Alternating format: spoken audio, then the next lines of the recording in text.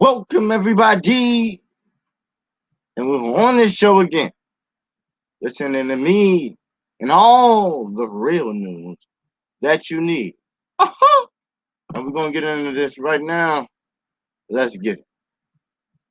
If you didn't know, guess what? Now you know. What's going on, America? This is Kevin from Kevin's Corner. Why I try to make sense out of nonsense. And we got some nonsense going on. And you know, my nonsense radar went off. It was like, nonsense. I said, where at? I looked up in the sky and saw the nonsense signal. Like, nonsense. And I had to put on my cape and jump out there in the name of justice, America. And it's not for me. It's for y'all, the American people. I ain't blaming y'all. We destroying y'all right now. Watch this.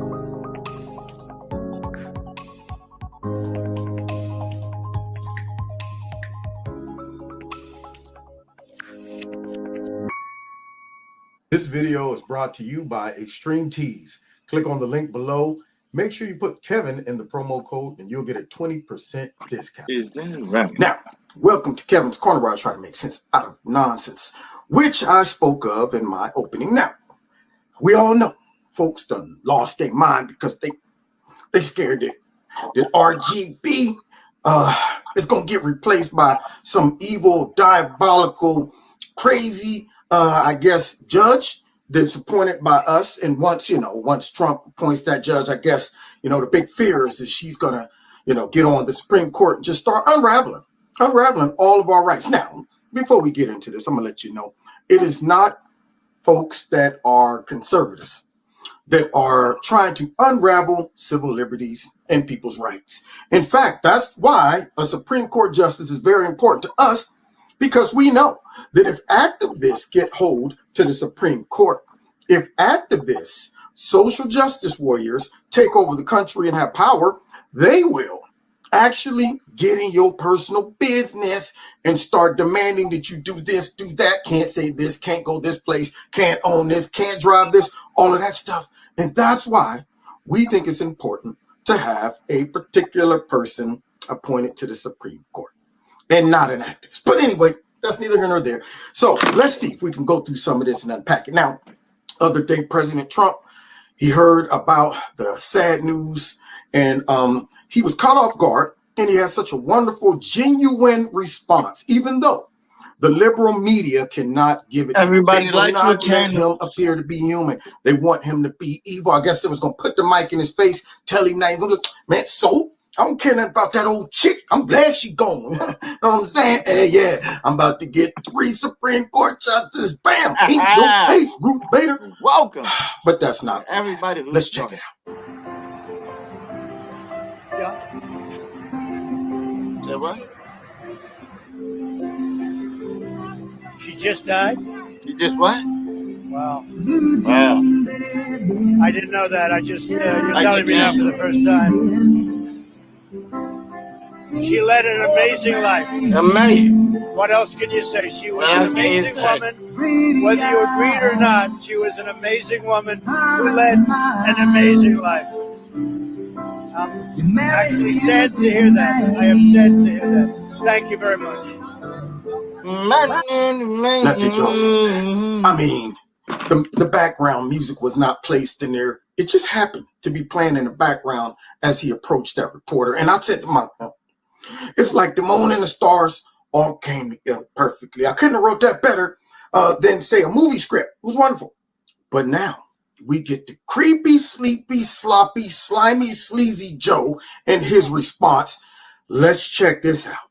For freedom and opportunity for everyone. And, she never failed. She was fierce and unflinching in her pursuit of the civil and legal rights civil rights of everyone. Her opinions and her dissent are going to continue to shape the basis for a law for a generation. And, tonight and in the coming days, we should focus on the loss of her justice. I'm a little concerned about Creepy Sleepy Sloppy. I mean, that man should know her Sleepy front to Sloppy back. I mean, Slime. she was a pretty much liberal judge. I mean, she's well known, but Creep Sleep Slop Slime came out with the notes in the hand. I mean, at least Trump went off the top of the dome, even though the lying, crooked, stinking, nasty media would like you to believe he got some type of heads up, prepared a speech. No, his stuff looks sincere, but Creep Sleeps, nah, that dude came out and made it obvious. Notes down saying, RUTH spells Ruth. Ruth was nice lady. She worked somewhere. She did a lot of stuff, and we're gonna miss her. Where does she work at again? Oh, okay. She worked in the juvenile justice department. No, it wasn't. It was Supreme Court. Okay. Welcome. Yeah, we're gonna miss Ann. Ann was really nice. Joe, it's Ruth Bader. Yeah, who's that? Is that my wife? What? She died? No, she didn't die. Well, where's my wife? Right next. That's not my wife. That's my sister. Oh, you're my wife? Okay, well then who's this woman I'm talking about? Oh, okay, yeah. Anyway, so we're gonna miss the justice, y'all. When will they stop pretending? When are they going to really get down to nitty gritty and tell us all what's going on with Creepy Sleepy Sloppy Slime before he get embarrassed during the, of course, coming debates? But hey, I'm okay with that because I'm gonna get a great laugh and a lot of material. Now, we see then the difference between these two, but we already know there's a lot of rhetoric going on right now. It's a whole bunch of finger pointing. I guess the Republicans are mean. They're mean because they're gonna continue to go forth with nominating, a Supreme Court justice, and the Democrats don't like that. Now they're gonna go absolutely crazy. But before we get into my opinion and my take on that, let's start off with the hypocrisy.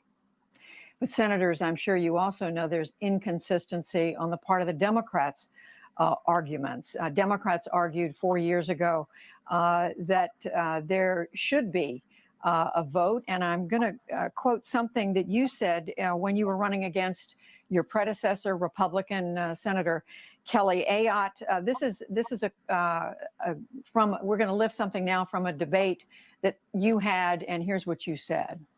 The Constitution of the United States says that the president shall nominate a candidate to be a Supreme Court justice and that the Senate shall advise and consent. It doesn't say except in election years. It doesn't say except when government is divided. It says that you need to do your job. So again, that was from a debate when you were seeking to defeat Kelly Ayotte, and you made the argument that there should be a vote in an election year, even no matter what the party difference was. Y'all hear that? Now, I'm just going to give an analogy, help some people out. We call the Democrats the Demorats oftentimes. And how a rat is occupying either your house or the barn or something like that is because they leave rat droppings. See, when you start seeing those little teeny rat turds, you can best believe they were laid by a rat. These Democrats down throughout history, because they're Demorats, flip-floppers, panders, and the whole gambit, they always leave trails. They always leave rat droppings laying around so we can go and trace it right back to that big old nasty stinking Nicodemus rat called the Democrats. This woman, words come back to bite her, and then check out this next one. Bite her in the ass. So I want to ask you about what you said in 2016 after Merrick Garland's nomination to the Supreme Court didn't even get a hearing. You said, quote, "The Constitution is clear. The Senate must consider the president's nominee and then choose whether to vote yes or no. We must do our job, hold hearings, and vote." Now, I understand that there's a big difference between a seat opening up in February and a seat opening up 44 days before the presidential election. But you weren't talking about timelines there. You were talking about the Constitution. If the Constitution was clear then, is it still clear now? We are in modern history. Did y'all hear that? She had to take the big deep breath. See, that was enough to give her a little time to come out and come up with some fake, phony bootleg excuse why things are different now. I'm sure as Jake Tapper was reading that, she was gonna, oh, dang it, Jake, you would do this to me. I thought we was paying y'all good money to run cover for us. You know what? We're gonna have to cut your check in half. So here we go, brain, work with me. Well, you know, Jake, we've come, so it's 2020, and y'all what happened? And then at one time, was I really talking about that? Hypocrites. But now let's move on, see, because we got the #1 sleep slime slop coming up to explain why none of this should go down. Let's listen to creepy, sleepy, slimy, sloppy, sleazy Joe's, I guess, speech on why we shouldn't pick a Supreme Court justice. Let's check this one out. Should be good. So I asked Biden a hypothetical question. If he's elected president and Democrats gain control of the Senate, would he consider adding more seats to the Supreme Court? It's a legitimate question, but let me tell you, I'm not going to answer that question. Why? Because it will shift all the focus. That's what he wants. He never wants to talk about the issue at hand. He always tries to change the subject. What? Well, let's say I answer that question. Then the whole debate's going to be, well, Biden said or didn't say. Biden said he would or wouldn't. You see this look on my face? That's the look of I smell doo-doo, and you're trying to tell me it's chocolate. My nostrils know doo-doo when I smell doo-doo. This man, the reason I didn't make a Supreme Court justice pick, because then Donald just changed the subject. He's always trying to change the subject, as if he's working for Donald Trump or working against Donald Trump instead of working for the American people, instead of trying to win our vote by telling us, you know what, if I win, I won't pick some crazy bootleg activist like Stacey Abrams or somebody to join the Supreme Court. We already know what she's about. This woman's nuts. You know what? I won. I don't care what they say. I'm the winner anyway. She's nuts. But he won't say who he'll pick because he knows that right there is going to put him behind the 8 ball. Folks are looking at this situation going, we need to know that information. Don't try to blame it on Trump trying to change the discussion. This happened. Nobody made Ruth die. That was just straight up God in his business, along with maybe a blessing in disguise for all of us. But anyway, nonetheless, this man is trying to pass it off. Now, we all know the creepy, sleepy, sloppy, slimy didn't pick nobody because he can't. He didn't even know Ruth Bader, the justice. And I'm sure after she passed, he went in like, well, do we have a backup? You guys come up with anybody? They're like, we'll get on it, Joe. Yeah, because I don't know anybody. See, so that's what's really going on. And he's trying to downplay it as if the American people don't want to know about this. That is very important, Joe. Now let's move on, because now here's Joe giving a more formal red, response. Let's check out this for more laughs. This vote, this fight, this nomination will not be over until the Senate votes. If it does vote, winning that vote, if it happens, is everything. Action and reaction, anger and more anger, sorrow and frustration at the way things are in this country now politically. That's the cycle that Republican senators will continue to perpetuate if they go down this dangerous path that they put us on. We need to de-escalate, not escalate. So I appeal to those few Senate Republicans, the handful who really will decide what happens. Please follow your conscience. Don't vote to confirm anyone nominated under the circumstances President Trump and Senator McConnell have created. Now, did y'all hear that crap? I wonder who wrote that one for him. Oh, man. You know what? I might have to go back and hear that opening one more time because it was hilarious. Let's check that out. This vote, this fight. Y'all hear that? This folk, this fight. Oh, wait. Can I start that up? Oh, we're live? Okay. So this folk, this fight, he goes in talking about, how we should not act hastily, how we shouldn't be ready to nominate a new Supreme Court justice quickly under the circumstances that Donald Trump and I guess Mitch McConnell has created. And I'm thinking, what circumstances would that be? See, it's always funny how the Democrats prey upon sorry Republicans because of either their conscience or perhaps they're really rhinos in disguise. But they always try to appeal to those weak, low-hanging fruit Republicans that might sway anyway, or scared to speak their mind, or to look like they might be tough, because that's what it comes down to. See, some of these Republicans just aren't tough enough. They don't want to live with the badgering that comes from the left. But if you don't make a choice, the left will always badger you. They will never be appeased. You cannot satisfy them by saying, all right, we don't want to stir up more tension, so we're not going to vote for a nominee. Please, do you think if Crying Chuck and Nasty Nancy got that opportunity, they would stop and consider the Republicans? You think that? No. They would ride over us and give us the double tap, poof, poof, and keep it moving and say, do you feel something? Because I didn't feel nothing, man. That's what would happen. And so now they asking for mercy. Talking about, let me appeal to the Republicans that have a heart. No, you know why we don't have a heart? Because y'all haven't had a heart since the party was started. But nonetheless, the last 4 years, they have made life for Trump, conservatives, businesses, America, all miserable. And yet here it is, dude, talking about the conditions that Donald Trump and Mitch McConnell created. No. Those conditions are with you and the slimy, sleazy, liberal media created. Y'all are the ones that's telling y'all folks to go out and riot and tear up stuff. And if you see anybody in a restaurant or a movie theater, go and harass them. Don't let all of that stuff.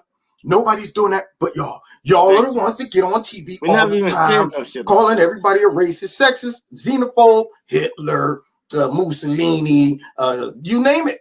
The division and the conditions of America have been pumped into our society these last, I would even give it 8 years. Well, let's go back 12 with Obama, all the way up to now. All of this stuff been done by the Democrats.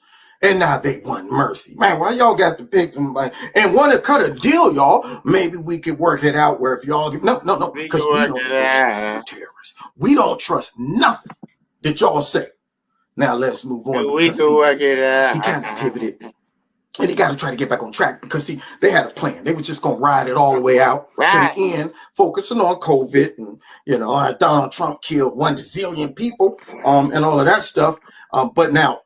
because Ruth Bader died, they got to really talk about another issue, and he don't like that. So he's going to try to pivot back to COVID, and let's see what happened when this roller coaster jumps the tracks. And perhaps, most cruelly of all, if Donald Trump has his way, the complications from COVID-19, which are well beyond what they should be. It's estimated that 200 million people have died, probably by the time I finish this talk. Like, really? That right there was pitiful. Somebody should have ran out there and pulled the plug on the camera or the mic, something. Maybe tap him sloppy, slimy before he let those words come out. This man talks about if Donald Trump has his way. Now understand what he just said. He said if Donald Trump has his way, many more people will die or would have died if Donald Trump had his way, I guess. 200 million? And more than should have died. Now, first of all, how many should have died? He doesn't know that number. See, when Democrats make inflammatory comments like that, they never know the actual numbers. They just say stuff. Yeah, people are going to die and all of this stuff. Yeah, tell me about climate change and those 200 fires that started. And tell me, how did Donald Trump or climate change start those fires? Now, there you go again. Asking questions, colored guy. I can't call him that. Oh, person of color guy. That's okay, right? All right. There we go. Now, we want you to get back in line. The rest of your people, they love us. They love us. And here you are getting unruly. Okay? Because you know what? We're going to put you back in chains. What? I can't say that anymore? Okay. We're going to put y'all back in chains. This guy comes out talking about all the deaths if Donald Trump had his way. Now, to the unlearned, to the bubbleheads, they're thinking, well, man, Trump's purposely killing folks. He's going, y'all, give me my way so I can kill a whole bunch more folks. That's the first flaw in that statement. The second flaw is it's obvious that something is going on with Joe's mind because this dude has problems with numbers. He's making numbers up every single time he grabs the mic. 200 zillion, kabillion, zillion, zebra, trillion, trillion. Is that a number? No? Okay. Anyway, somewhere around there. Anyway, this guy just straight said that 200 million folks will die before he ends. 200 million. Man, that's almost as bad as half the country being killed by gunfire too. Remember he said that one? Yeah. He's always throwing out numbers, always throwing them out. No correction. You didn't even see it in his eyes. Where you notice, like, oh crap, I just said something stupid. Note to self. Y'all don't even say shit. Correct that. No, he blew straight through that statement, thinking he was dead right, and that's a problem. Now let's continue with this garbage. I need you to be ready. Ready. I need you to be ready. Ready. And I need you to be ready to be responsive. And by that, I mean, we don't quite know what the next play is in terms of this issue on the Supreme Court, right? Of course you don't. Mitch McConnell sent out a statement tonight. And as I said at the opening, the very last dying wish of RBG was that her vacancy not be filled until the new president takes office in January.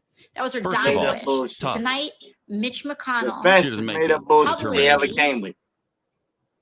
The night of her passing, he couldn't wait 24 hours. He issued a statement saying that he was going to give Trump a vote in violation of her dying wish.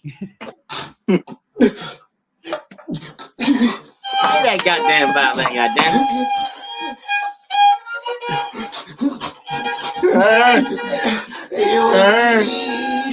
Want us to honor RV, these dying wish, and we don't care. I'm sorry, y'all. LC made me a little bit sensitive. Why do I need a tissue? I ain't got the issue. Oh, here's a tissue for her issue. Now, let's get down to what this woman just talked about. Manipulation. Holding someone hostage, making someone feel guilty, and trying to shame them into doing what you want them to do. Now, you know what manipulation is. Witchcraft. That's what they're trying to do, y'all. They're trying to put the mojo on us. I'm surprised she don't have a voodoo doll in her purse looking like Trump poking it with needles. How you going to try to bring up a Ruth Bader, her last dying wish? Now, I'm a little concerned. I would hate to think that someone would lie about that, but I'm just thinking about me. If I'm on my dying deathbed, I don't know what condition she was in. I don't even know if she was conscious enough to say that. Usually by the time you're ready to pass away, you're not talking. They're making it seem like this is something come straight out of a movie where you're looking up last thing, don't let Trump replace me and pass away.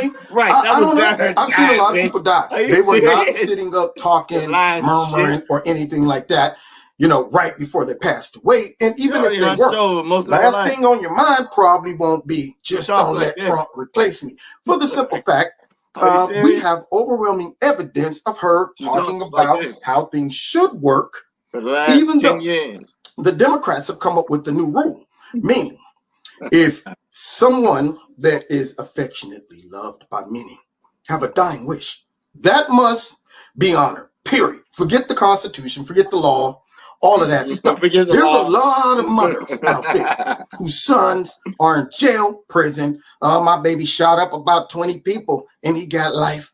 And I'm about to die, but my dying wish is to let my son go free. I'm sorry, man. I'm sorry. Your son did the crime and he must do the time. I have no sympathy for these folks. AOC went down to the border lying about the border patrol, the kids, all of that stuff. This woman has been wreaking havoc throughout the whole Congress, her and her crew, all the president. But she is at the very top of that list for that four. And yet here she are talking about her dying wish. Do you have it on tape? I might need some proof. I want to hear her say that before she passed away. Because I think that probably didn't happen. But because they're Democrats and they don't care, they will use any form of manipulation. Now she wants to throw that out there and guilt and shame folks into saying, "Well, that's not what she said. We can't just disobey her dying wish. There's no law that said we have to." Let's listen to Ruth Bader Ginsburg herself address that. Now, understand, these wily and clever and deceitful Democrats are telling us that we should honor her dying wish. But yet, when she says things like, don't stack the courts, I think 9 is a good number, and they're all talking about stacking it, they're not honoring her actual statement that we all heard with our own ears, or even this particular statement right here. Hello, my name is Sarah Berkey, and I was wondering if you thought there were any valid constitutional arguments that would prevent President Obama from filling Justice Scalia's seat on the Supreme Court. You know, the president has the authority to name appointees to the Supreme Court, but he has to do so with the advice and consent of the Senate. And if the Senate doesn't act, as its current Senate is not acting, what can be done about it? I mean, it's not even if you could conceive of a testing lawsuit, what would the response be? Well, you want us to vote, so we'll vote no. So, but I do think that cooler heads will prevail. I hope sooner rather than later. The president is elected for 4 years, not 3 years. Not 3 years. So power that he has in year 3 continues into year 4, and maybe some members of the Senate will wake up and appreciate that that's how it should be. It should be. Now, did y'all hear that? Came from RGB herself. She hit us with the look here, man. This is how things should go, period. She didn't say, well, there's an exception to the rule when, a Supreme Court justice is dying, that you honor their dying wish, regardless of what it is. No one has ever come up with that. Only the Democrats. They are very desperate, and it's getting to the point where they're talking about any means necessary. Darn AOC was talking about this is the time to get real radical. What does that mean? Could you go ahead and break that statement down? Remember, whenever Trump says anything, these are dog whistles. Dog whistles. I heard a dog whistle that time. When she said it's time to get real radical, that's a dog whistle to all of those Antifa protesters, all of those Black Lives Matter protesters, to handle things the way we've been doing it for the last 4 years, by doing it with violence, force, antagonizing people and showing up at their crib and acting a complete fool. But nobody wants that. That only makes folks say that's why we need a strong Supreme Court justice. And then, of course, we have the number one stunner herself. Number one stunner. Bag of bones, Nancy Pelosi. Get a little of this. Some have mentioned the possibility, if they try to push through a nominee in a lame duck session, that you and the House could move to impeach President Trump or Attorney General Barr as a way of stalling and preventing the Senate from acting on this nomination. Well, we have our options. We have arrows in our quiver that I'm not about to discuss right now. But the fact is, we have a big challenge in our country. Okay, worth noting that Pelosi then completely lost her train of thought in the middle of the conversation and literally restarted the interview. So one of the great things about our current republic is that everybody is geriatric and senile who is currently in a position of power or running for a position of power. When the young buck is Chuck Schumer, you know you're in trouble. Here's Nancy Pelosi completely losing her train of thought and nearly keeling over. 10 states, as I said, on Friday, started their early voting the day that we lost Ruth Bader Ginsburg. But to be clear, you're not taking any arrows out of your quiver. You're not ruling anything out. Good morning. Good morning. Sunday morning. We have a responsibility. Wow. It's weird when those gears get stuck there for just a second. I'm on to you. So all good stuff happening in the country. Here's the bottom line for a lot of this. What's happening right now is the Democrats are threatening to destroy institutions. It's so romantic. And the media are telling Trump that he is destroying institutions by doing exactly what the Constitution says the president is supposed to do. And then McConnell is destroying institutions by doing exactly what the Senate is supposed to do. You can't negotiate with political terrorists. It is political terrorism to threaten to burn down every institution of government unless you get your way. It's what my son does when he is fussing. And he decides to lie on the floor and scream and shout.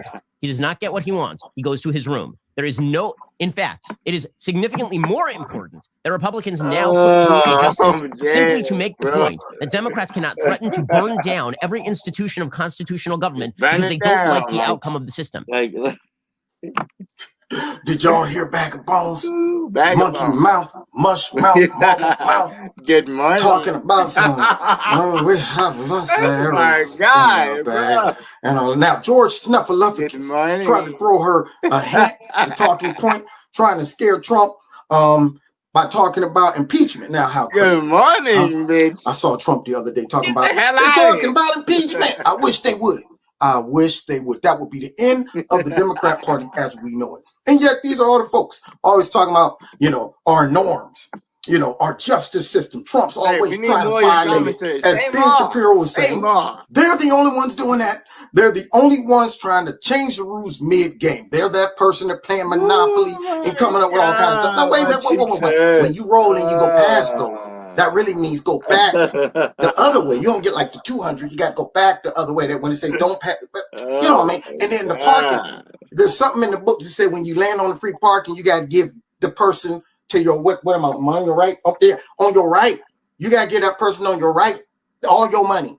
That's that person. These are the Democrats who just change it, make it up as they go, because guess what, y'all?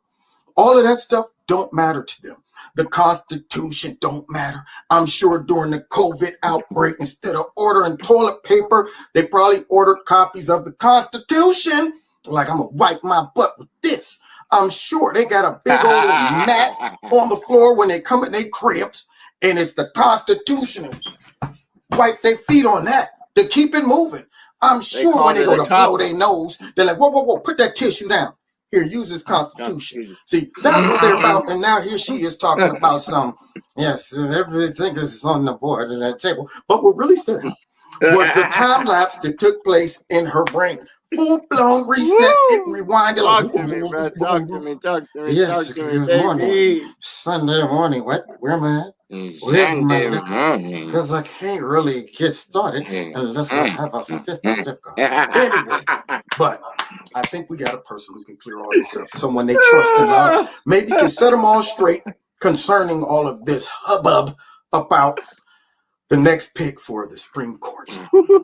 None other than you know who. Now listen, where are these jobs gonna come from? I mean, unless he has a magic wand, let's hear your from boy Obama himself.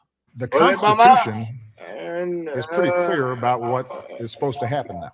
When there is a vacancy on the Supreme Court, the President of the United States is to nominate someone. The Senate is to consider that nomination. And either they disapprove of that nominee or that nominee is elevated to the Supreme Court. Historically, this has not been viewed as a question. There's no unwritten law that says that it can only be done on off years. That's not in the constitutional text.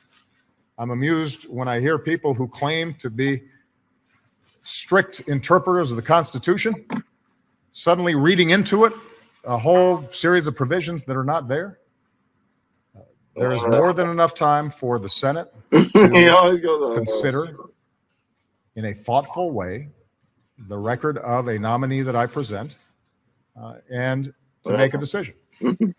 And with respect to our process, we're going to do the same thing that we did with respect to Justice Kagan's nomination and Justice Sotomayor's nomination. We're going to find somebody who is an outstanding legal mind, somebody who cares deeply about our democracy and cares about rule of law.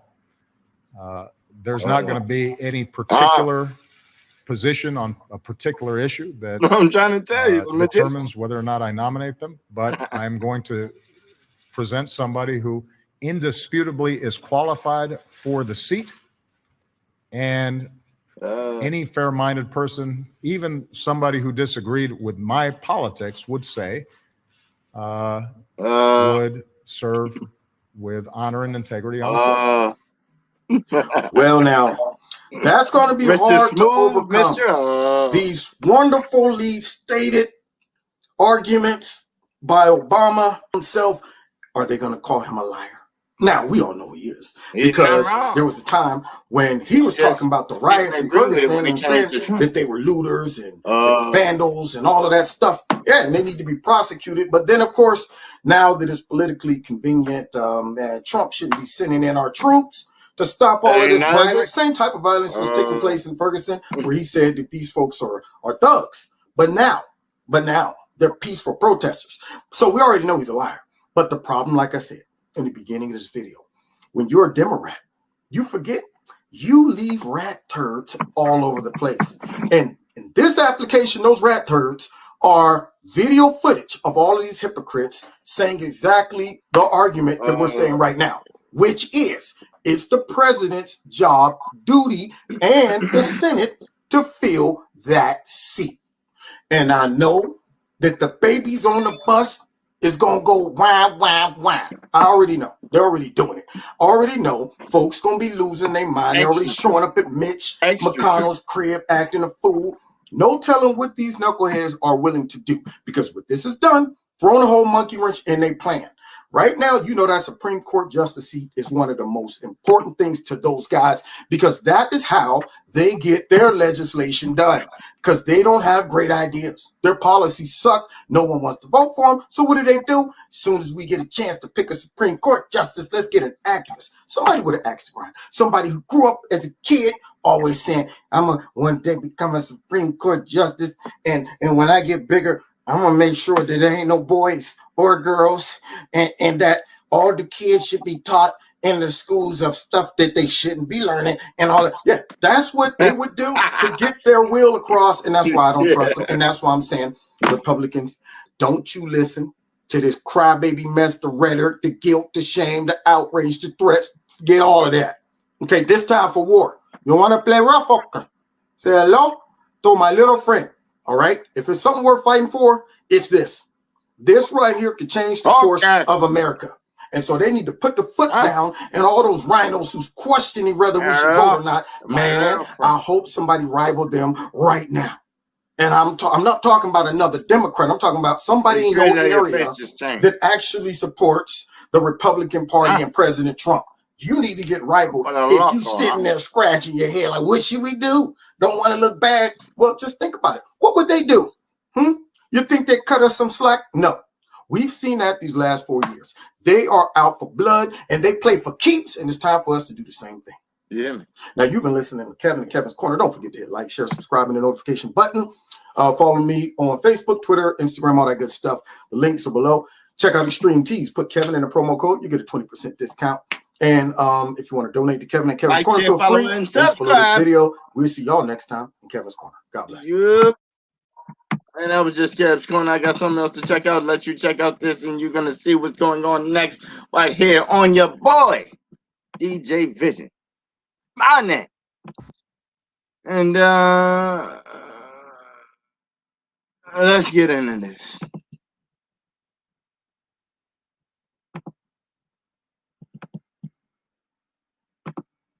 Appreciate y'all guys for checking in, and it's your boy, none other. You ready? Teddy McEnany. Get these fools. If the president loses this election, will this White House, will this president assure us that there will be a peaceful transfer of power? It's a very simple question. The president will accept the results of a free and fair election. But I think that your question is more fitting to be asked of Democrats who have already been on the record saying they won't accept the results of an election. In fact, I have several of them here for you. South Carolina Democrat Jim Clyburn has said that Trump is not going to win fairly. Senator Barbara Boxer has said that the only way Trump will win is to steal it. That's according to Democrat Senator Barbara Boxer. The Washington Post has noted, they have a headline, Democrats may not trust the results of the election if Trump wins. And then you have that beautiful quote from Hillary Clinton that Joe Biden should not concede under any circumstance. So I think your fitting is a fitting question for Democrats.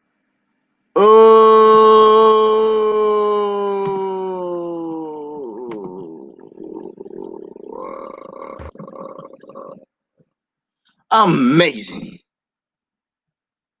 Isn't it, y'all? Isn't it? Isn't it?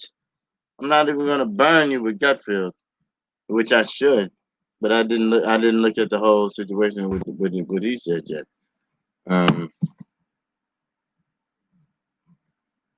Okay, that was 2 days ago. What I am gonna do is I'm gonna hit you with something more recent. Burn your guts with the designs of which you actually proceed to want to watch. And gotcha. Mic drop. Mic drop.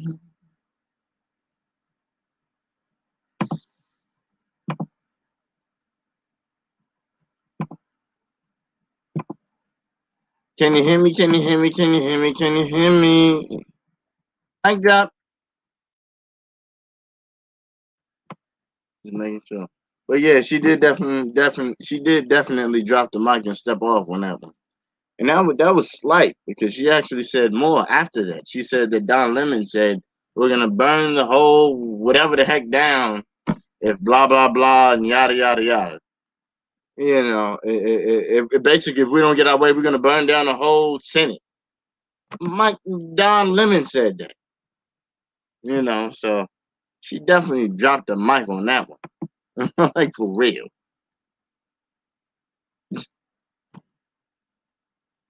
I ever seen on earth. I swear to God, if I needed somebody to defend me, you know, she reminds me of a protecting agent of James Bond. You can't get better than her. Breonna Taylor, check it out, haters. Y'all don't like the truth, do you? Let's get the truth right up in your noses. Smell it. Because it was so evil. Yeah.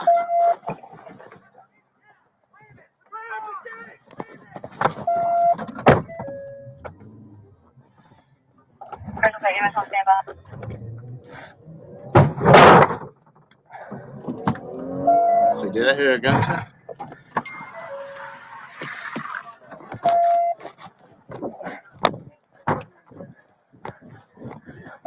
Here, quick clock. Here. We're gonna cut him. Cut him. Already shot? Already shot. Cut it with my knife. Up with that. Might have to loosen the cut to get the clot in. Already shot. You okay, John? John, you I okay? thought it was all about, they came in like Rambo. Remember they came in like Rambo? Swap one. They came in like Rambo, y'all. Remember. Pressure bandage. He already shot. Right here. John, I'm gonna check. Is it just the one? We've got EMS on standby. Where are they? Damn. How's this shit work? I know that shit hurt. So how's that shit work? Right, they give it to you, but you only go through one class a year. Hey, Brett, I got it. Buddy, I got a hole right here. Right here. Put it in the back of a marked car. We're going to get down the main slick. That's okay. We don't know where our backup EMS that's on scene is at. My man hurt. We got to look and see. That's a lot of blood, bro. That's his hands all through his I know where blood. that is. I know where that is.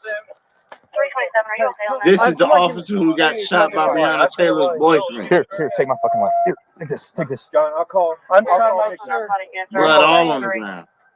I'm trying to make sure. Is this cute for you? Just give John, Warning, don't show your kids. I'll call her here in a minute. Unless you want your kids to see the truth. Man, let's put him in the car. They're here. John, you're good, buddy. John, you got me talking, John. John, you're all right. Got good. Hey, we got it closed off. We're good. Okay, we got you closed off. Here, I got it. You're all right. You're okay, man. You're good, buddy. You got this. Good, man. Hey, we're going to leave this, man. I don't see. You're all right, man. You got right in the thigh. I don't know if it came out. What I'm trying to see is put another one on below it.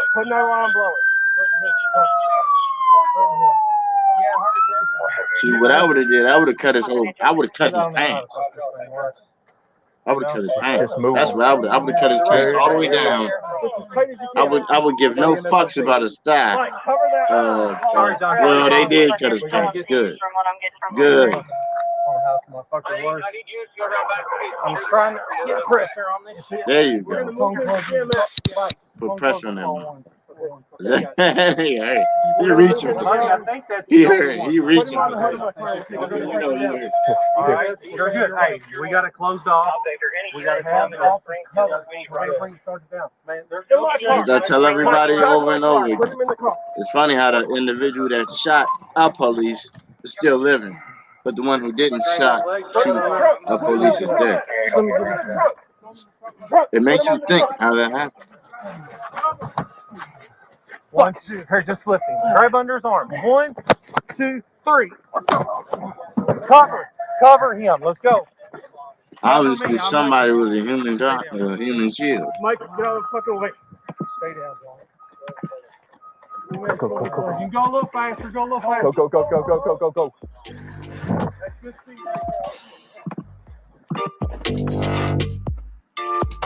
Oh,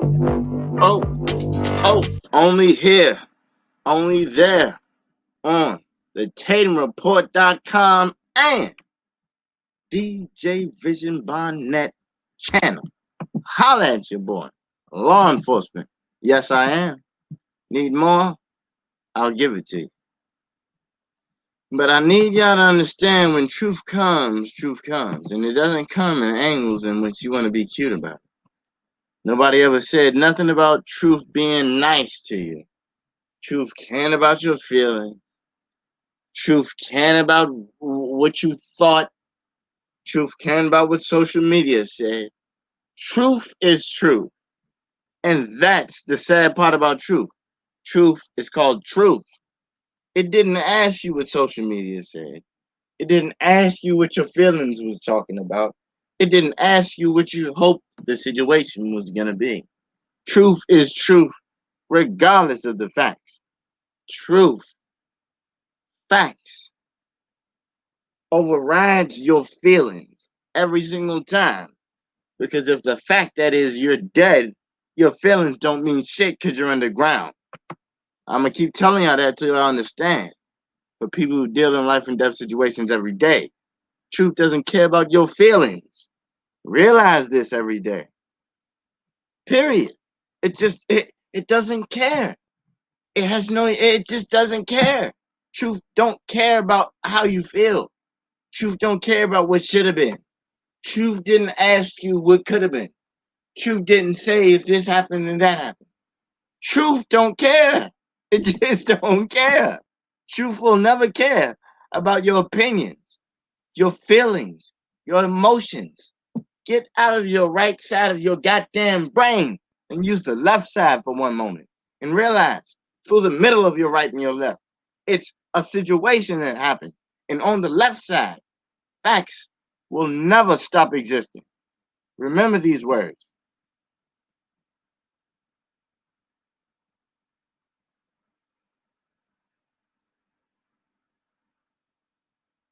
Yeah. Tatum and ABO was always right about it, and ABO was right about it. Hey, matter of fact, I ain't even gonna go.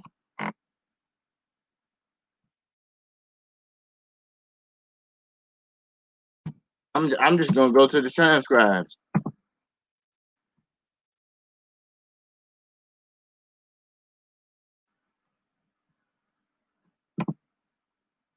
I'm just gonna go through the transcribes. I'm not even gonna bother. I'm not even gonna, what I'm gonna have to do is I'm gonna have to disclaim before I even go through these transcribes that these are highly sensitive documents, and we could go through them together. I appreciate everybody who's coming on. These are highly sensitive documents, declassified documents from the police department, and I appreciate everybody who's coming on. Let's go through them together. We will not even sit here redacted. All right, are y'all ready? You're mature. Let's get it. All right. Let me see here. How I blow these joints up? That ain't blowing it up. Let me see. How I blow these joints up?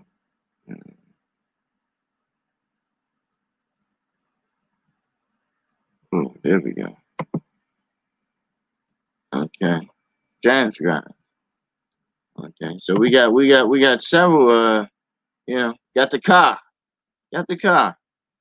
And we could go through a specific. They trying to flip the page already. Your boy Glover, Yeah, ooh, we got the car at the trap house, making the transaction. Your boy hopping out the car, getting the drugs, going back in the car. You go leading back to the situation. Breonna Taylor's vehicle. Keep going.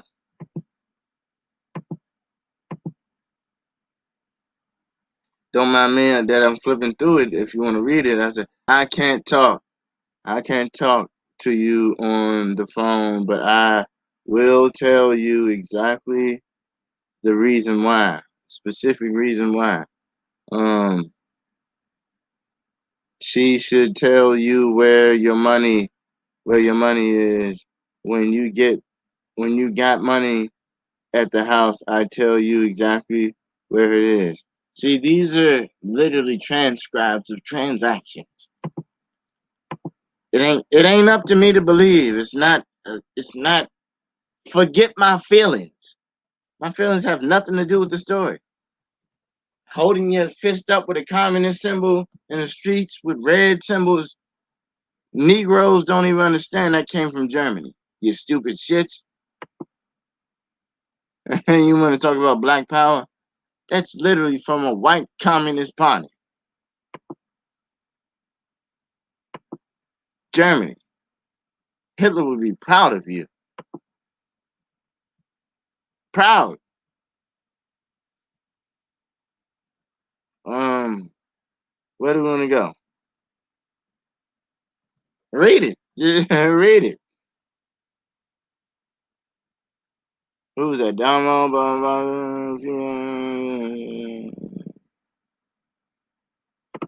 I'm trying. I know what I want. What I'm looking for.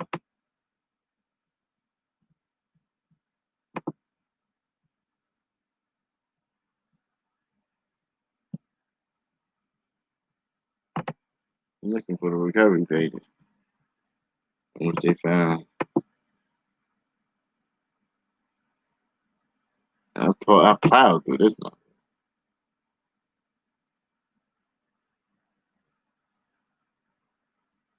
Redacted telephone call.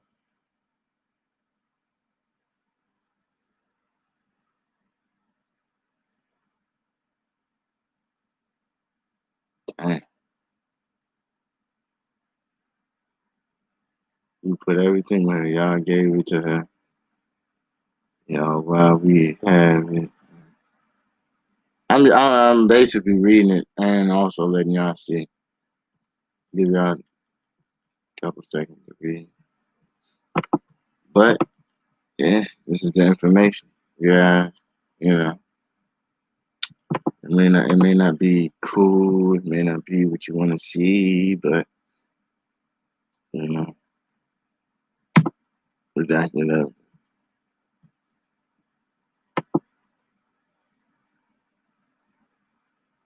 Oh, here we go. That's exactly what I was trying to look for. Here we go. This is what I was trying to. This is what I was looking for. I can't even highlight it. It won't. This is what I was looking for right here. Okay, here we go. They said they got 6 bags, a gun, out of Chop's car. That $20,000. Yada yada. Huh? They got $20,000. This is called drug money. This ain't money that you ain't make $20,000 from your job. $20,000, and she wasn't working anyway, and it was her boyfriend's money that This is the money that they found on the bed that they said she got shot in the bed. Some made up lie fluffed up because y'all love stories because it's romantic to y'all. It's cute, it's lovely, and it's sexy for you. $2,000 out of Chop's car, 6 bags of the tree and gun out of Chop's car. They got the I just pulled that money out. They got everything. They got everything from Chop. They got everything. They got everything. This could literally be written as a book. This is going to end up being written as a book, but I don't think it's going to be written as an accurate book because I don't think nobody's going to publish it accurately with verbatims in it. I think they're going to throw this here, throw this there, make this look like a hero. This is basically a hood story book that should have been published long ago, but it's been romanticized to make her seem like a hero and him seem like the victim, even though he shot the police first. They didn't just kick down the door, commando, start shooting. No. And I'm going to go back there and show y'all that situation also. You know they killed Breonna? Yeah, I know. How you find out? Shit. The nigga is in there with us.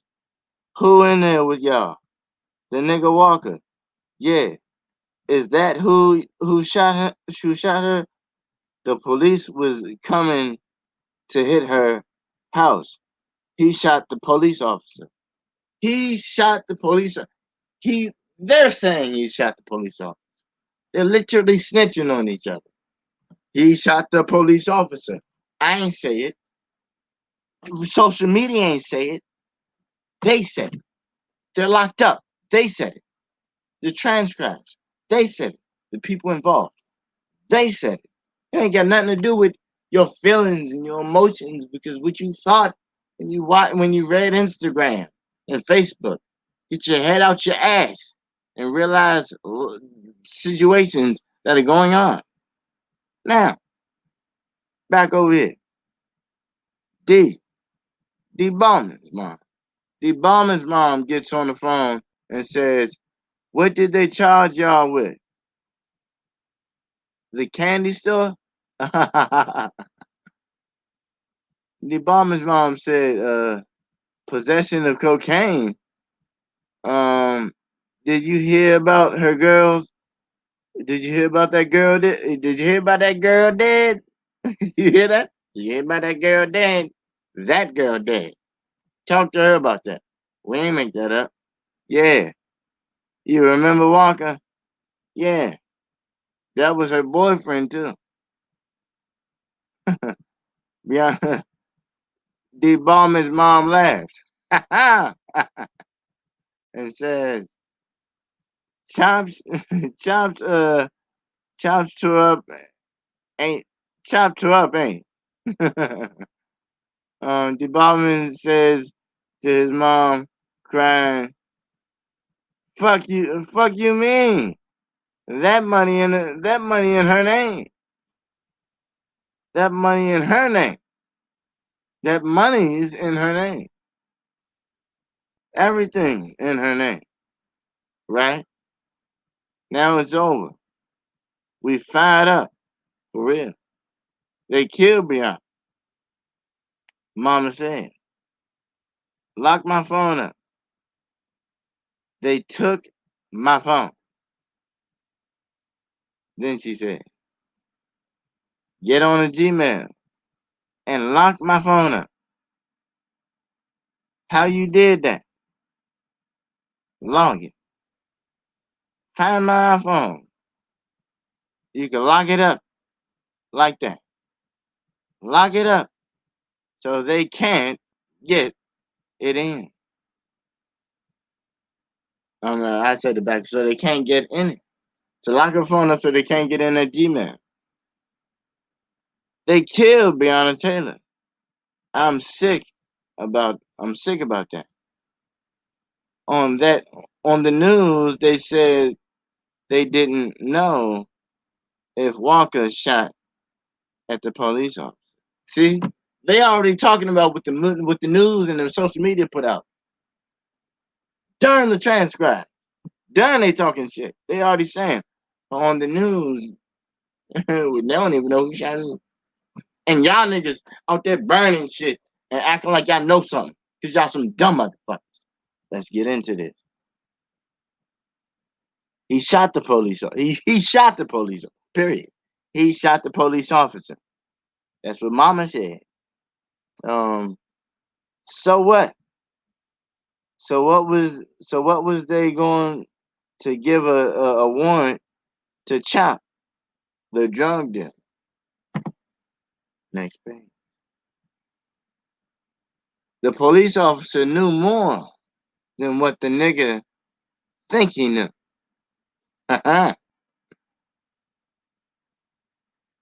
Was that chopped address beyond his house? Hell no. It's got to be because they was going to Brianna's and narcotics was going to Brianna's. It's on the news. They were going to Brianna's house to serve somebody. She said they was doing a search warrant and they said somebody shot from inside and they shot back inside. They sent the police to the hospital and the person they shot inside was killed. Walker let the girl die in her own house. I don't think I even need to show you no more. Walker, the boyfriend. I just don't think I need to show you anymore. Proof is proof. Pudding is pudding. You can eat it, digest it, take it however you want, but guess what? Pudding is always thicker when you swallow it. So, the proof is in the pudding. And you reap what you sow. I tell people all the time, if you're going to live something called a trap life, don't be surprised when you're trapped in that life.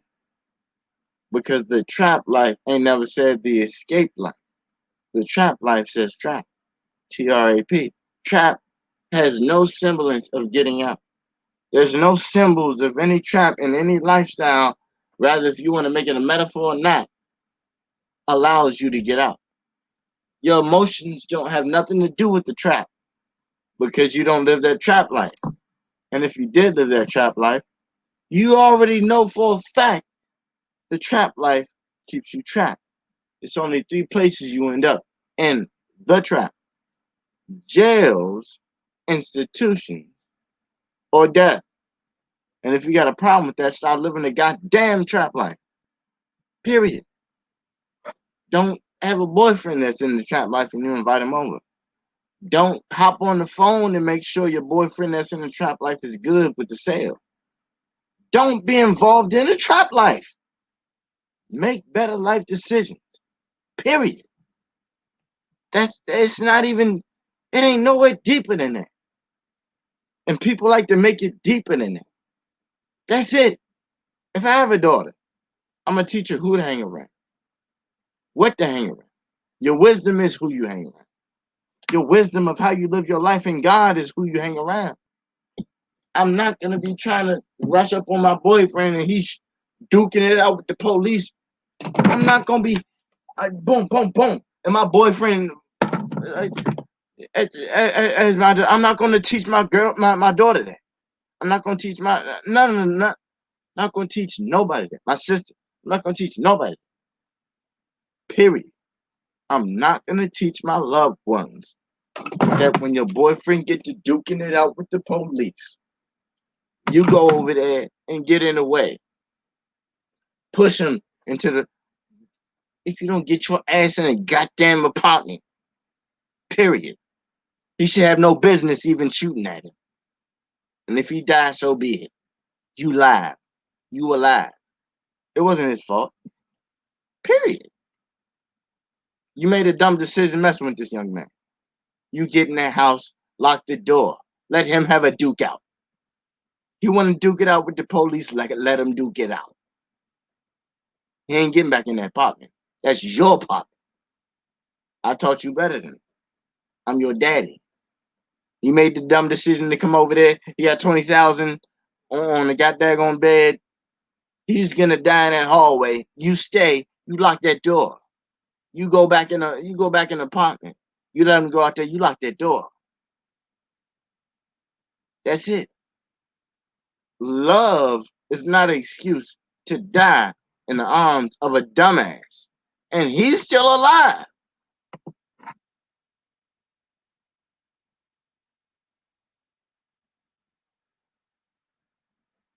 It's just you can't get more real than that. The trap life is equal to the life of a goddamn rat. A real rat, a physical rat, a true rat. It's gonna look forward to a trap in its life eventually. You placed the trap. The rat don't know that you placed the trap. But at the end of the rat's life, guess what? It's gonna be trapped. It's going to die. It's either gonna starve to death or you're gonna smash his head and break its neck. That's it. You place the cheese. It breaks his neck. Or you put it on the sticky trap and it starves to death. And you didn't even know that it died until you smell its stinking corpse. Period. The trap is the trap. The trap was never invented to get out. The trap was never a metaphor because one day you'll make it. No. Even Moneybagg Yo, a rapper who raps about the trap, just had a goddamn shootout at his goddamn music video 3 days ago. 2 days ago, because it's still 11 time. 2 days ago. And we want to act like that's what's up. Girlfriend, and y'all just giving each other cars and spending lavish money on each other. None of that shit matter if you got bullets flying and you don't even know if you're going to see the mom. Was that worth it? How cute was it? Was that worth your Rolls Royce? Your Rolls Royce is worth your life. And you got a dumbass father that taught you that. Because guess what? You're going to die. And you ain't going to have Rolls Royce in the grave. That Rolls Royce going to go to your children. Because guess what? Probably both y'all niggas going to get shot during the motherfucker. Y'all need to understand what's real life. Real life doesn't tell you money over life. Real life tells you life over money. Kings and queens understood this at a period of time. Even the Egyptians had to make a decision. I'm either going to bury myself with my riches, bury my cat, bury my wife alive, bury everything, or generational wealth. Teach my children how to own an empire. Teach my family how to own an empire. And then I resurrect myself through my genealogy of my family. You got to split the two. And if you don't know how to split the two, you are not a true king. You're not a true queen. You are not an honest part of the empire. See, even Solomon knew. You can have many wives and concubines. But if you didn't know how to pass that lineage down, it meant nothing in the kingdom of God. It meant nothing. So, I got more to show y'all. Almost done. And I appreciate y'all. Appreciate y'all for joining in with me. Appreciate y'all for joining in with me.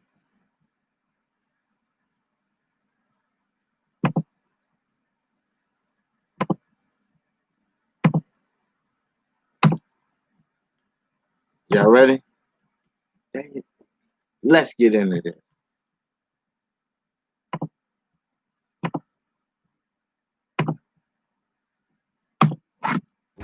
breaking news from the biggest abuse of power scandal in American history. We were right, and more so than we knew. Thanks to a federal court filing from Flynn attorney Sidney Powell, we now have access to a treasure trove of documents that should shock you to your core. Look at these text messages and notes released today. August 11, 2016, FBI agents openly worrying about Comey's Crossfire hurricane investigation into the Trump campaign. One agent remarking, doing all this election research, I think some of these guys want a Clinton presidency. Another worried the investigation being steered down a rabbit hole and engaging in conspiracy theories. Another writing, quote, I'm telling you, man, if this thing ever gets, well, Freedom of Information Act requested, guess what? There are going to be some tough questions asked. Didn't stop them after the election. Agents were so worried about the partisan conspiratorial nature of what they had done with Crossfire Hurricane, they purchased professional liability insurance. So it turns out they actually obtained an insurance policy because of their implementation of the insurance policy that Strzok and Page talked about. And get this, several agents were also highly concerned about the now infamous January 5th meeting at the Oval Office between Obama, Biden, Yates, Clapper, Comey, and others. That's the memo to self, Susan Rice moment. 15 days later. Remember that was the meeting where Obama, Biden looked for ways to set General Flynn up. And by the way, get their best people on the matter. And the one agent feared the worst, that this was a political hit job, writing, quote, Trump was right. Why do we do this to ourselves? What is wrong with these people? Even disgraced former FBI Director McCabe details how odd the circumstances surrounding the Flynn case are in a handwritten note, writing, open, nothing, closed, everything, blackmail, theoretically possible, not the strongest theory. Meanwhile, other agents texted about the rampant leaking surrounding the case. One agent, well, it's going to be someone on staff. Another joked, I'll resume my duties as chief moral officer and rectify that. As you can see, there was no wrongdoing by General Flynn. They knew it. They were using him, turning the screws on him in a desperate effort to get something on President Trump, first candidate Trump. If they're willing to do this to an American war hero, imagine what they would do to you. But that's just part one of our breaking news tonight. Thanks to Senator Graham, who will join us in a moment. We now have irrefutable evidence of massive FISA court fraud. It's worse than what we thought. As we all know by now, Comey and others used Steele's dirty dossier that Hillary paid for as the bulk of evidence that even McCabe and Yates said without which they get no FISA warrant against the Trump campaign to spy on them. And Steele's dirty Russian misinformation dossier, well, it had a subsource, an intelligence primary subsource. Well, now we know that the subsource was not only unreliable, the FBI knew this person without any doubt from day one to be a Russian agent. In fact, between May of 2009 and March of 2011, the FBI was investigating the person. They knew for 10 years he was a Russian spy. That means the source of Steele's dossier was a Russian spy, and Hillary paid for it all. And our FBI under James Comey, Mr. Higher Honor, knew it the entire time. This individual was in contact with well-known Russian intel officers, reportedly very close. At least one of his coworkers at an American think tank told the FBI that they suspected such. A lot more details to come.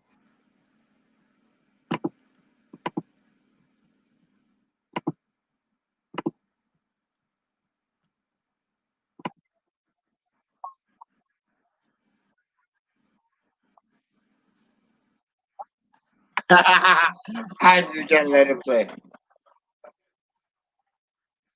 Go ahead, talk shit. You're gonna burn it down, huh? What?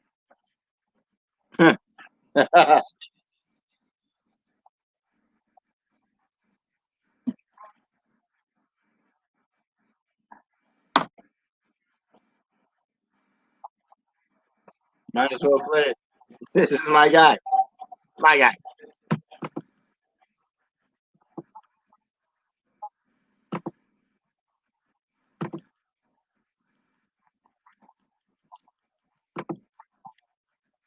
I gotta play this dumbass.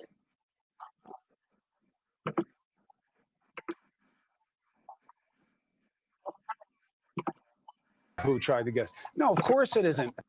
Ha. Nice journalism there, champ. No wonder CNN is not just weekly world news with Botox. Hey, I didn't get stabbed. Waiter, more Pinot. This is the same guy who mocked the mayhem until the polls mocked him.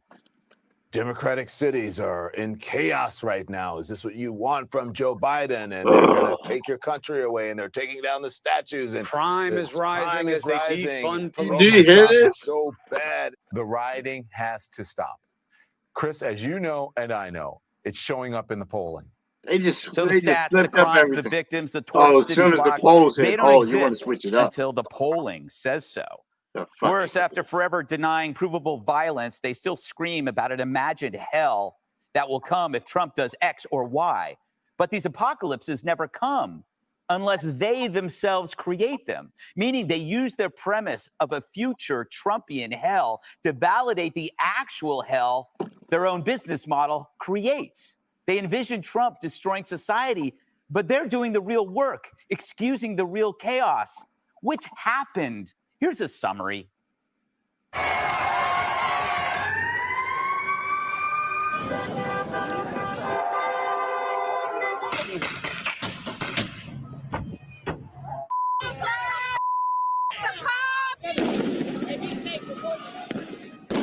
Nationwide unrest sparked by the police killing of George Floyd could lead to the highest insurance payout of its kind in history. Damage from looting and arson will cost $1 to $2 billion in claims. They took medications, about like medications that we had. We literally got to print out money because y'all acting stupid. Outside my lease to this new bar and restaurant.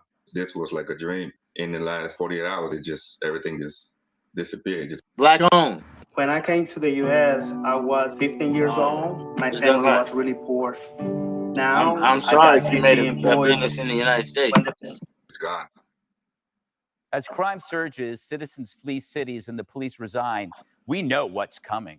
And when it comes, you know who'll still be calling it a peaceful protest from a secure location, Pinot in one hand, 911 on speed dial in the other. So I'm always amazed, Dagan, that the Democrats can imagine this incredible apocalypse from everything Trump does, which never happens, while the stuff that's actually raging, nothing to see here. Well, because they only talk to themselves. Here, they live in that echo chamber. You only need to go into the streets of New York City and ask people, hey, you know anybody who's been assaulted in the last week? Hey, you know anybody whose car's been stolen? Yes. And this is in the numbers, but I'm not going to sit here and quote statistics. But the reason that the liberals and the left-wing lemmings in the media want to shut you up and basically act like all victims are lying, because it doesn't fit their political narrative. And people are in the Democratic Party, they're worried because in this city, with the bail reform, no enforcement of quality of life crimes, disbanding of the plainclothes street crime units, you name it, that's created a surge in crime. They have turned their backs, these idiots, on the people who live here. It is coming to other cities. This is a place with the left-wing leaders. They coddle criminals and they allow violent protests to just run amok. Mm-hmm. And it is coming for other cities because guess who's in favor of bail reform? Joe Biden and Kamala Harris. Yeah. Jesse, I'm sure you have montage envy. That was pretty good, Gutfeld.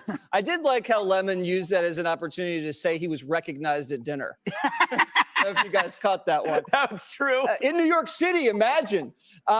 Listen, Greg, they've been lying and leaking. They've been unmasking and borking and boycotting and doing all kinds of crazy stuff. But now they're going to blow up the system. Yes. Like, what have they been doing? Like, we've been seeing them do this. So just 10 years ago, Barack Obama, he had the White House. Democrats had the Senate. They had the House. He's won the Electoral College twice. Yeah. He's put 2 people on the Supreme Court justices. The Supreme Court ruled for gay marriage. Like, everything was good, right? The system was great. The system worked fine. Then the Republicans, they said, you know what? Let's get the people to help us get our power back. And they did that within the system. They didn't try to blow it up. So what we have now is this.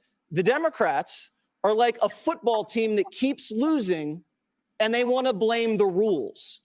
And they ask their fans to say, hey, we're playing fine. The coaches are doing great.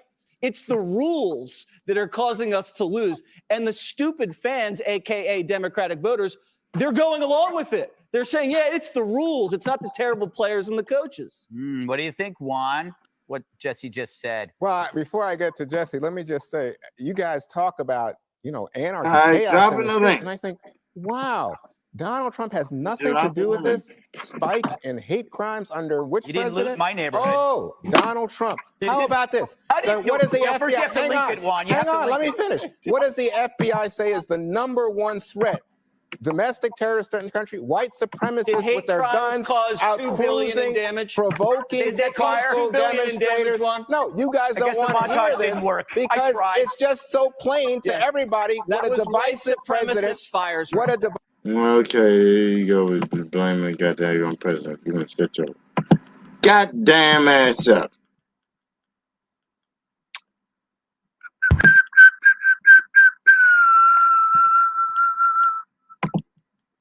Got you. And let me play this last snippet. You get it? And everybody needs to see this because guess what? I'm in law enforcement. If you shoot at me, I'm going to shoot you back.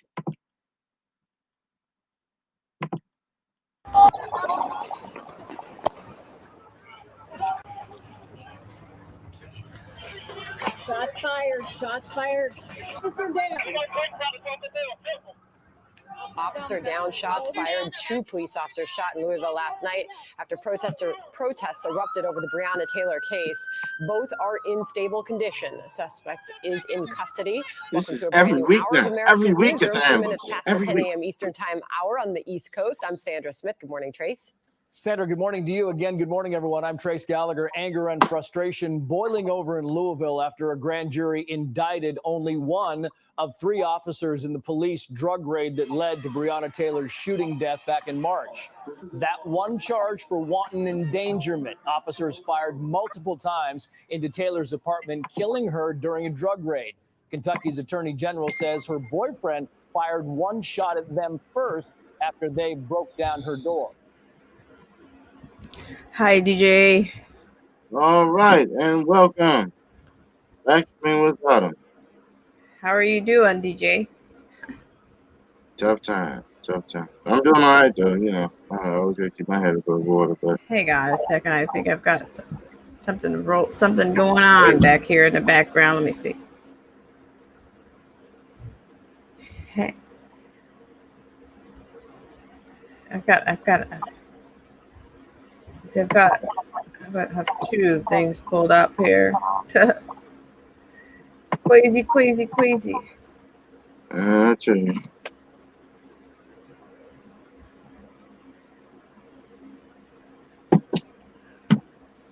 Thanks everybody for joining.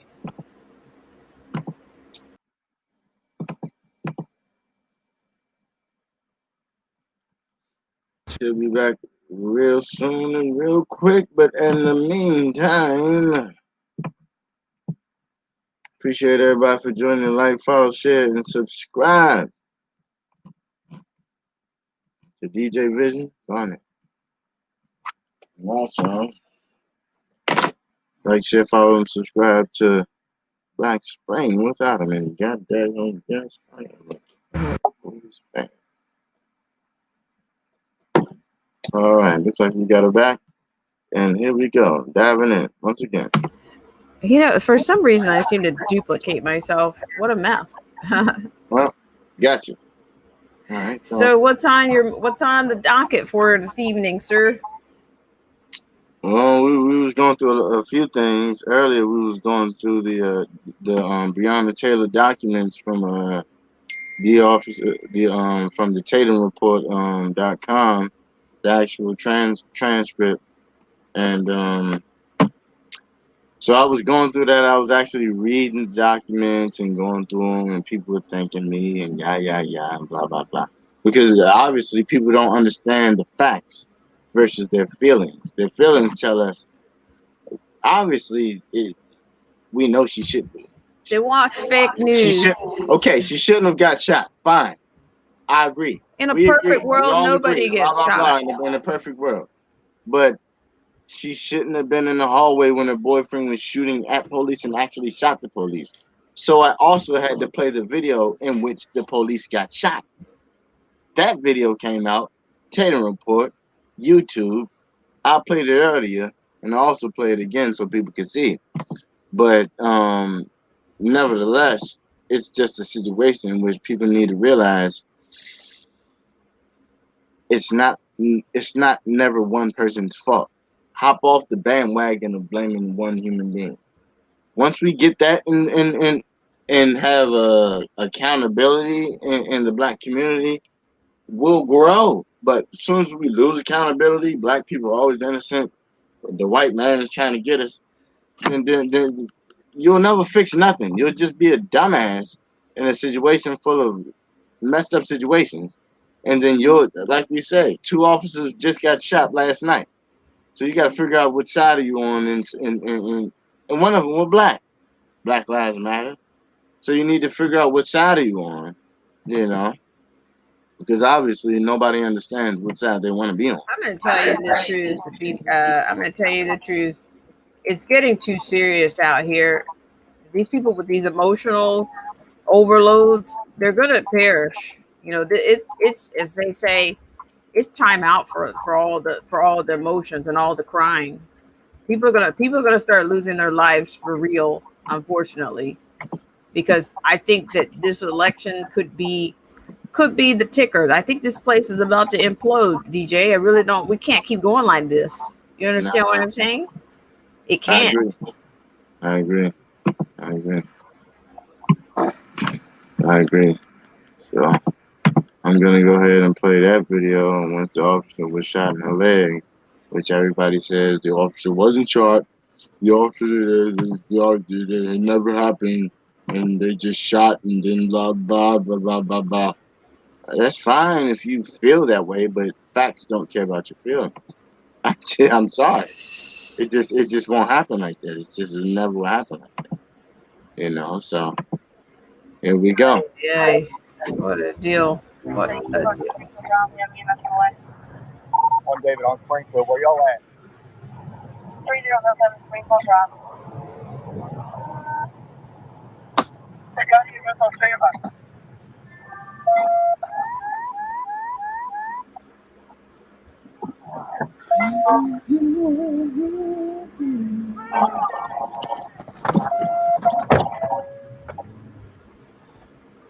Okay, EMS on standby.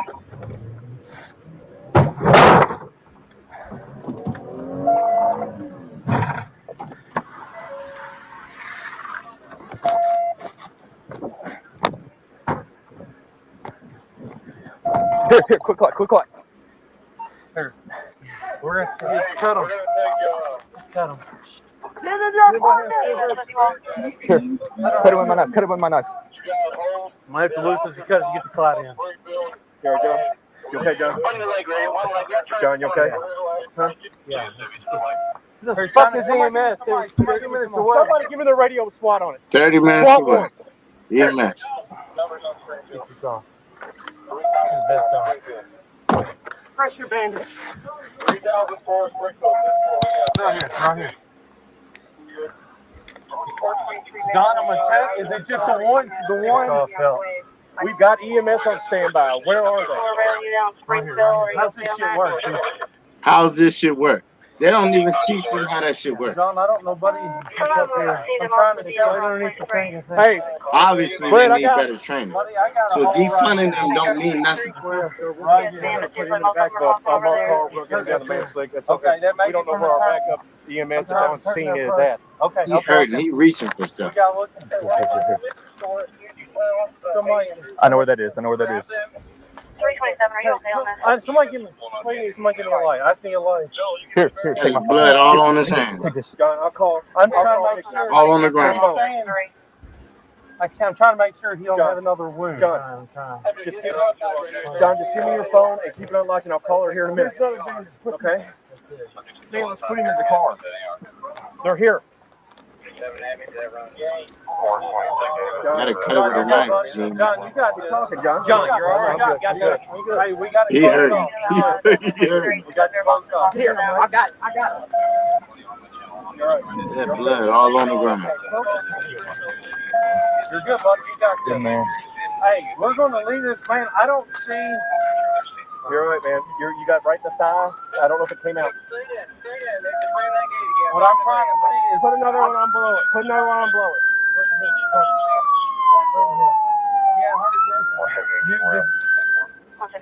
Dude, I don't even know how to fuck this thing works. You know? It's just moving. See, they don't even teach them how it works. They just learn as they go. Mike, cover that. Sorry, John. Defund the police. From what I'm getting from police, sir. I'm trying to get pressure on this shit. We're going to move him to CMS. That's what you need to do. Put pressure on. I know that much. We're going to move him. I think that's the only one. Put him on the hood of my car. We're going to take him down. All right. You're good. Hey, we got it closed off. We got it down. Bring the sergeant down. Man, they're in my car. Mike, drive my car. Put him in the car.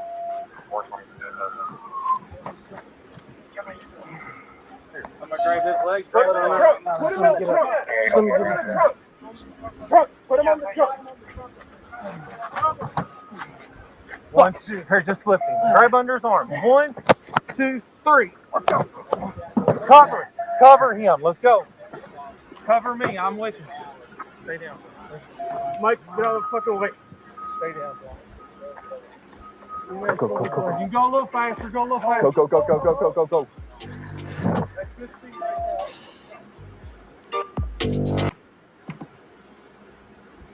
But there you go. You know. So it's beyond crazy. At that point, it's beyond crazy. Like I got supervisors and new officers just telling me just. I got regular citizens just paying for my meals out the blue because they feel sorry for me. Just, huh? You need a Gatorade, me water, huh? You need a lunch, huh? Just, they feel sorry for us. It shouldn't take us dying to appreciate us. No, it should not. We shouldn't have to be bleeding on camera for you to give me a meal because we already risk our lives every single day. Every day. We see this every day. It's normal to us. It's just not normal to the regular human being. It's not normal to the non-first responder. It's not normal to people who are not in the military. It's not normal to people who are not in the medical field. It's not normal to people who are not in the field of the blue-collar worker. You know, the blue-collar, the white-collar worker. It's not normal for you guys that are outside of these realms. So it's just crazy how you automatically get a sense of God when you flip on your screen, you sitting back and you eating your chips, and you see on the news that 2 officers were shot. You just wake up to it like it's you know, you don't have to live through it. You know. No, it's very. Well, I know you're being extremely safe out there. But you know, I'm telling you, it's really getting to a place where I think things are getting more dangerous. I will say, in the last month, I think it's gotten a lot dangerous for you guys. Would you agree with that, or do you think it's not quite as bad? It's definitely getting a lot dangerous for us, for sure. In certain areas, it's more dangerous than others. I know in the ghettos. Antifas and Black Lives Matters doesn't resurrect themselves in big numbers because they understand the energies of put it this way, they're not welcome in Compton. They're not welcome in specific areas. Real ghettos, like real gang related areas, or even better that, real neighborhood protected areas, like people who live there for 20 years, 30 years, 40 years, who still live there on that exact same corner with guns. They're not going to those areas.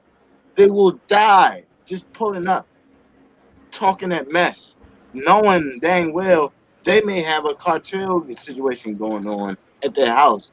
And they come up and they got 40, 50 people. They're making it hot on the block. They're not welcoming those people over there. You're just asking the police to go raid that area. They already know they don't want them there. Compton, Long Beach, certain areas already banished these people. I think they'll crush them like a bug, like really quick. They don't even make it in those areas. Like they got videos of these guys on the borders of their neighborhoods not even being able to come in. The Latin Kings already kicked them out of the borders of their areas before they was even to come in, especially in New York. They're not welcome in specific areas. That's what it's gonna take, is what I believe. That's the only thing it's gonna.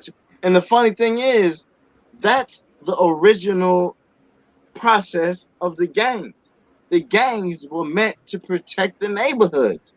The real activity of the gangs are finally coming out of who they really were meant to be. They weren't meant to be shoot up all the cops and forget everybody. They were meant to protect your specific neighborhood from intruders from outside of your neighborhood that don't give a dang about your neighborhood. They want to burn your neighborhood down in the name of whatever. They don't even care what you're talking about. They don't care about your Black lives. They don't care about your Antifas. They don't care. They just don't care. Come to my neighborhood if you want to. I tell people all the time, I'll give you an address. You won't make it out because it's only two ways out of my neighborhood. One in the front and one in the back. And then the back is apartments, and then the front is police. So you can either get shot by the police or you get shot by the gangsters. We all live together. Police live in my neighborhood. Gangsters live in my neighborhood. We're not giving up my neighborhood for nobody that's not from my neighborhood. It doesn't work like that. We learned this once you watch the movie Training Day.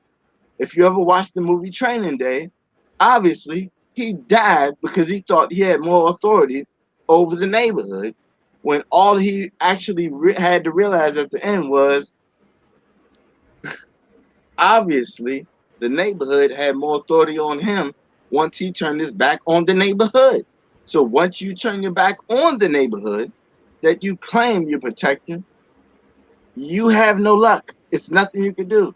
Sorry, Sonora, bye-bye. Everybody who thought you was your mans and your boy is going to give you up, because you're going to literally put everybody else at risk. You're going to put the mamas and daddies and papas and babas at risk because of your personal propaganda that you want to push. That's your problem, not theirs. If it's 200 people that want to live in harmony versus yourself and outsiders combined with yourself, guess who's going to survive? The 200 in harmony. So that's how it works at that point.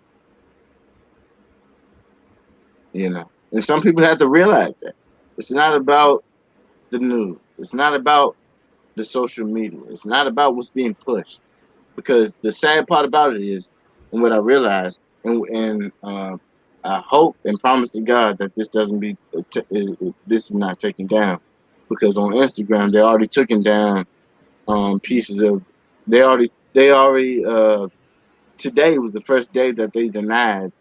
After 9 o'clock, 10 o'clock, they denied me sending people the Tatum report of the transcribes of the Breonna Taylor report.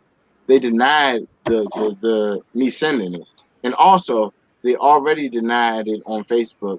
They're denying it on other social media platforms, even though it's redacted and it's unclassified.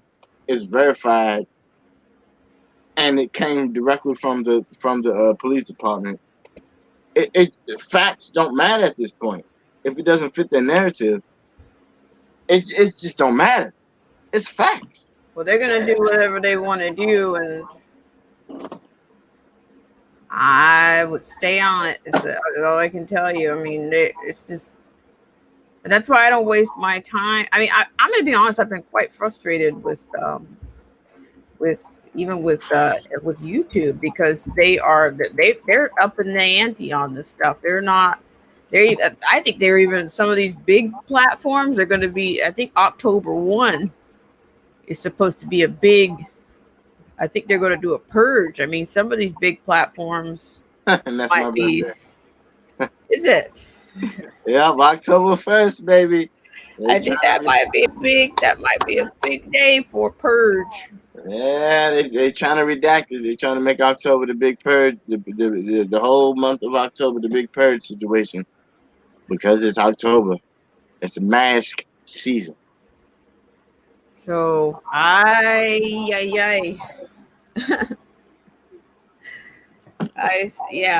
tracking for sure. So, I mean, yeah, it's definitely crazy. I don't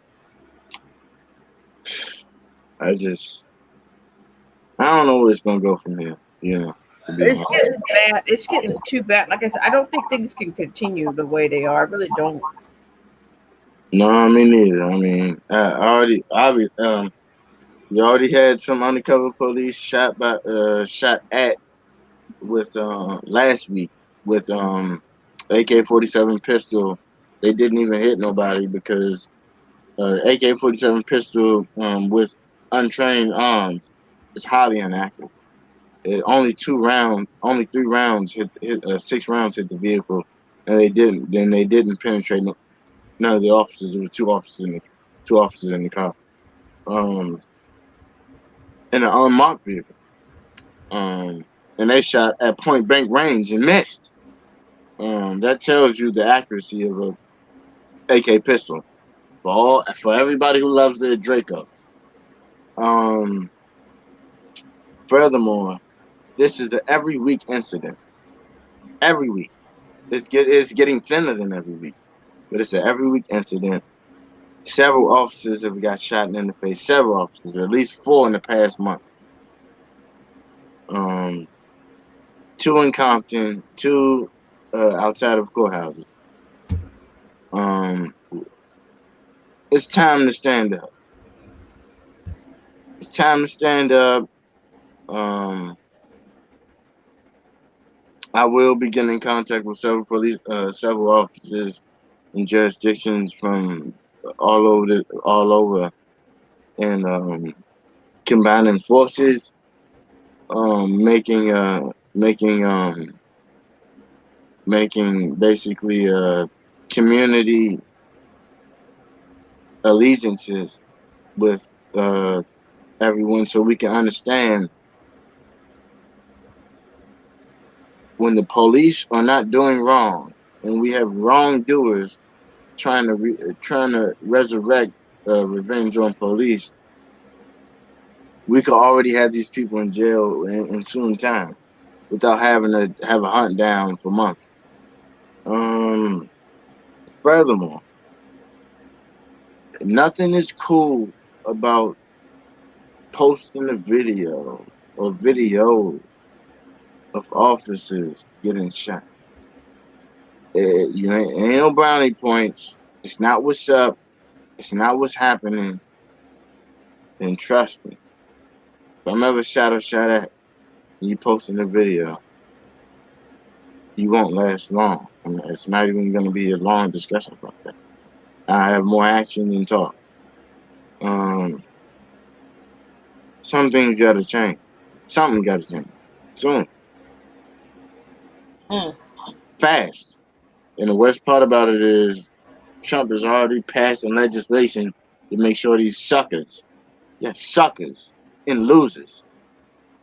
That's the suckers and losers he was talking about. Suckers and losers end up under the jail. Matter of fact, what did he say? Anybody trying to enact death upon officers, you get the death penalty.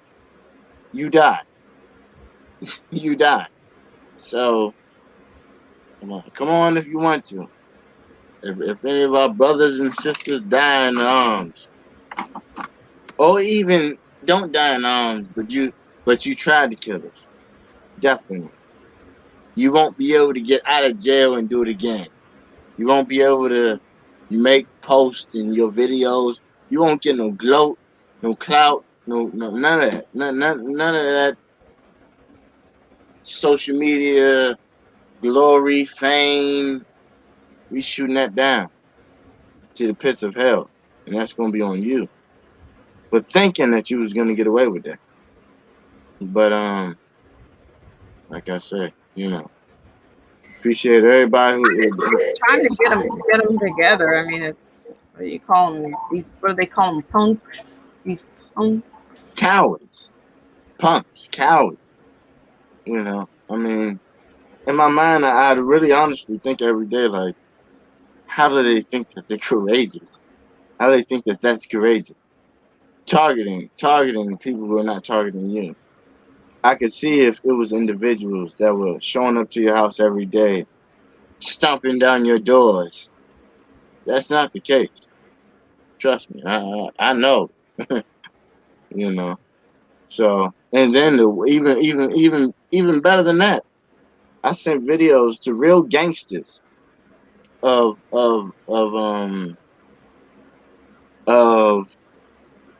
trainings of police. I sent a video to a gangster, to a blood gangster of police training of action upon of a Black Lives Matter activist action upon a criminal in training to act upon a situation in which he had to either shoot or respond to a situation in which he shoot or don't shoot. A robbery, a man with a gun, a call with the man with a gun, a call with the man with the gun that was approaching you. What do you do in a split second? Every situation he shot the dude.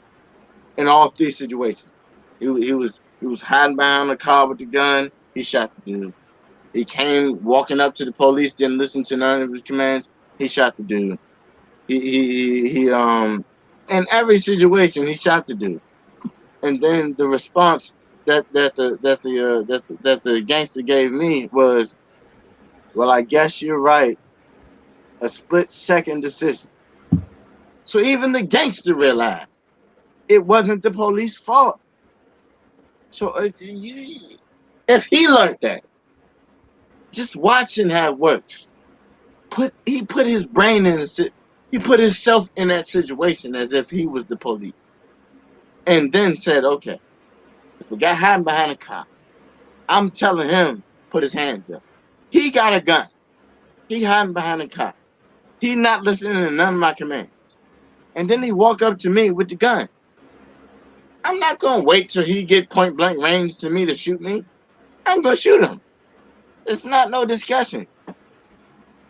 I mean, certain things don't need to be broadcasted on TV as whatever, man. Cop kills man, white man kills black man. It don't need to be projected as specific narratives. It's narratives that are given to us. Not even us. It's narratives that are already set so that you can take that narrative and get your $12 million beyond the table. I mean, $12 million. $12 million. But that's the thing I don't understand in that particular case. Why did they pay the family? I mean, did the public actually think that they were going to pay that kind of a money? And then those officers, I'm just thinking, you got some type of settlement, but why'd you get the settlement? And because to me, when you take the settlement, it's almost like an admission to it's kind of an admission to something. Hush money. But they didn't. But the thing is, the rioting wasn't going to appease these people that are just hell bent of rioting. You know what I mean? Didn't matter. They rich now. They going somewhere else. They got $12 million. So Tatum said Tatum said that he's going to come out with that information pretty soon because obviously I dropped the plug on the Breonna Taylor documentation. He's going to have that documentation pretty soon. He's going to put that out, but he said already looking at the information, that was hush money based on the fact that they already knew they were in the drug gang and that they already recovered $20,000, that it was a plea bargain, basically. The fact that she died, the fact that they already knew basically she was in the wrong, they didn't come to her house because it was fun.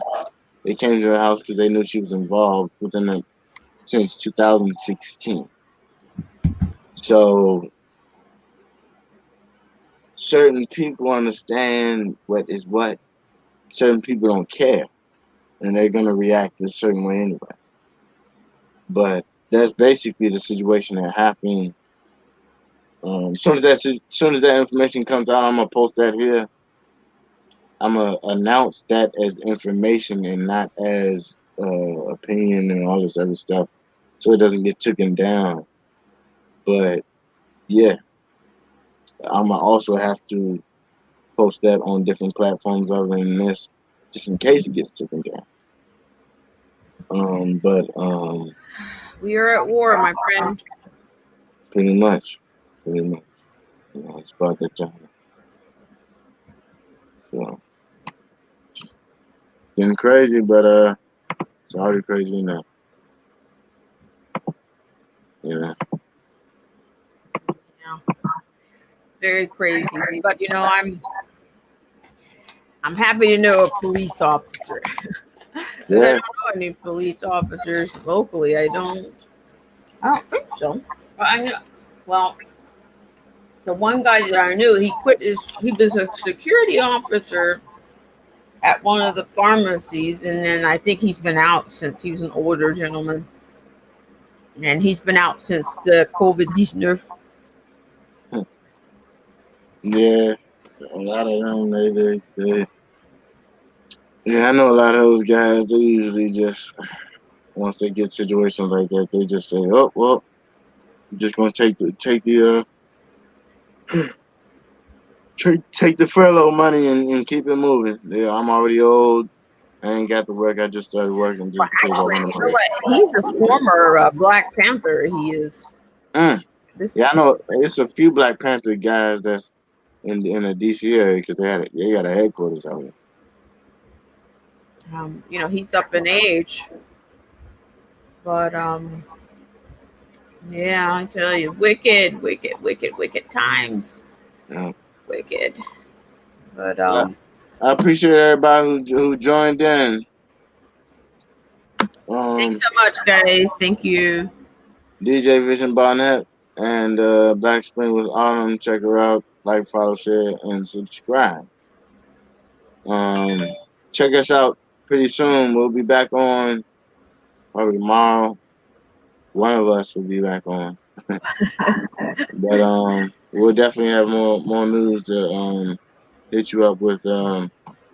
Stay tuned, stay active, stay vigilant.